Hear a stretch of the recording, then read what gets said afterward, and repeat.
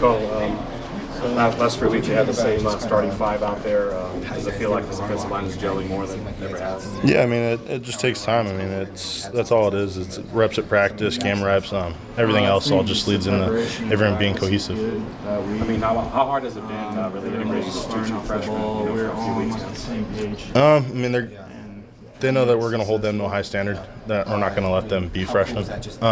So, I mean, Donovan took to that right when he got here in spring, being with that part.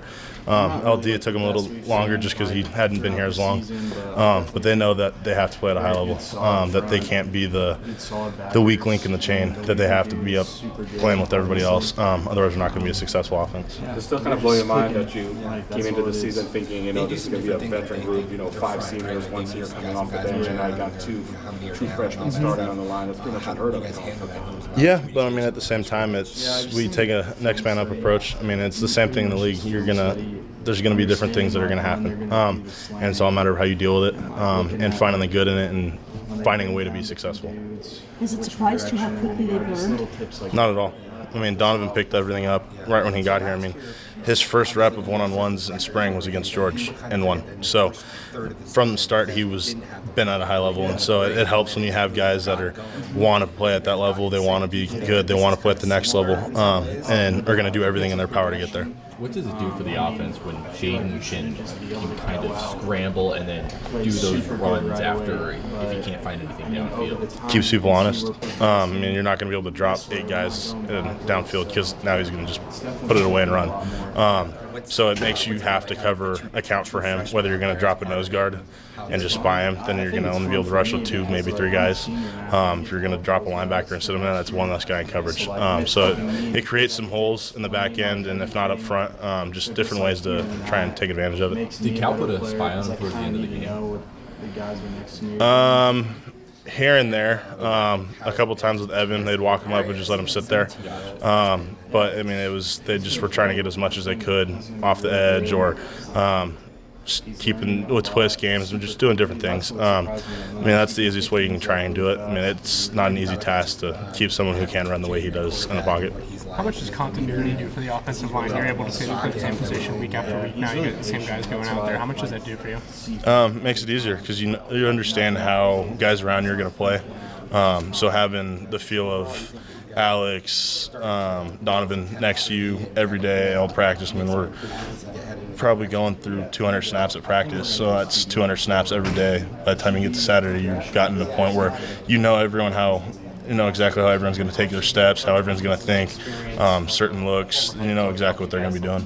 He was able to score 3 touchdowns against Cal, and that was his big breakout game in a way. Do you see any similarity between what he's been able to do breakout-wise this year versus last year? Because it really did take up until Oregon State for him to have that massive game. Do you see any similarities? Yeah, I mean, it's just a matter of going out every week and being able to understand how defenses are going to come attack us.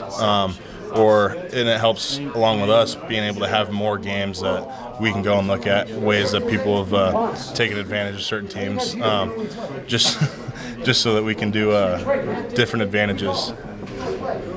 Do you guys do anything together as a unit?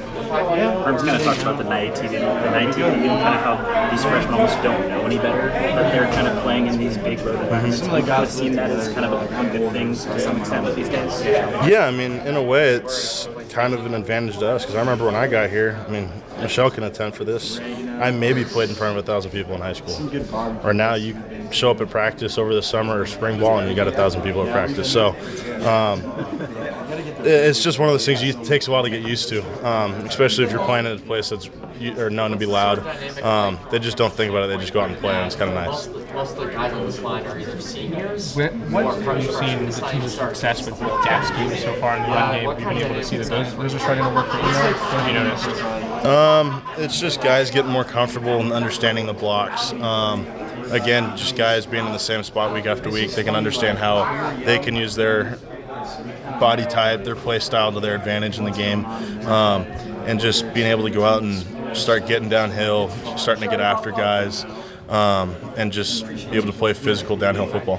Talking about accounting for Jaden, I mean, you guys, obviously, like you said, he's coming back to center, but you guys getting on the same page. I mean, how do you feel that communication between you guys is and how he's adapted to having you back at center? Good. I mean, it's a little less off his plate now. I mean, along with the rest of the O-line, they don't have to worry about everything. It's even Coach C does. I mean, in the meetings, he's asking, he's like, "Hey, what are you doing on this? What are you doing on that?" And just making sure everyone else can give me the information that I need to paint a big picture in my head, so I can see the entire thing. And that helps Jaden too, because now he can understand how I'm going to take advantage of what the guys are doing, being able to see it, and know that he's comfortable to sit back there for as long as he needs to make a good pass. There's times where is approaching the scrimmage and talking with you. What's the difference between him doing that and last year with Manny? Last year, I mean, Manny knew what the protections were, so it was easier for Manny because he could look up there and see and already knew what I was going to make a call on. Where Eno's doing that because maybe he may not hear a call or this or that, and just making sure we're all on the same page. Just because Manny before could look out there and knew exactly what I was going to do beforehand, and just go out and be able to tell Eno right back there that he knew where we were supposed to be going. And now it's just they don't want to put so much on Jaden where he's overwhelmed on it. And granted, he's stepping up, he's taking more on his plate, but still letting him just be able to go out there, not think so much, just be able to go out and play.